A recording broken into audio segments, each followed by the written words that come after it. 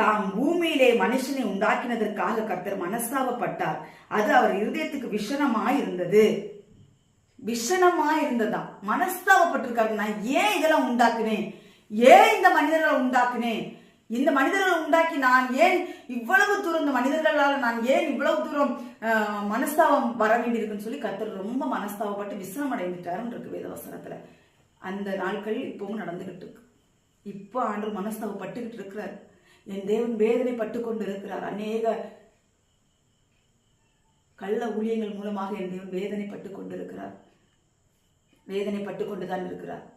உலக பிரகாரமான மக்களுக்கு நியாய தீர்ப்பு வருதோ இல்லையோ, கர்த்தருடைய பிள்ளைகளுக்கு நியாய தீர்ப்பு கண்டிப்பாய் உண்டு. கண்டிப்பாய் உண்டு. ஏன்னா அவருடைய சத்தியத்தை ஆராய்ந்து அறிந்து எல்லாமே கற்றுக்கொண்ட பிறகும் நம்ம சத்தியத்தை புரட்டுகிறவர்களாக இருக்கிறோம். நமக்கு நியாய தீர்ப்பு கண்டிப்பாய் உண்டு. அவர் சொல்றார்.